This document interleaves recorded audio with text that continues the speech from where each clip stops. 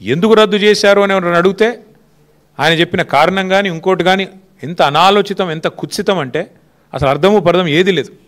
అప్పటికే టెండర్ అయిపోయింది, land acquisition కూడా చాలా పరిమితంగా ఉంది. ఎందుకంటే ఎప్పుడో కాంగ్రెస్ ప్రభుత్వం, మళ్ళీ చెప్తున్నాను నేను, కాంగ్రెస్ ప్రభుత్వమే ఆనాడు కట్టిన ఓఆర్ఆర్లో రాజశేఖర రెడ్డి గారి నాయకత్వంలో చుట్టూతా మెట్రో కారిడార్ పెట్టినారనలా. దాన్ని వాడుకొని జల్దీ కడదాం అనుకుంటే రాగానే ఫస్ట్ క్యాన్సల్.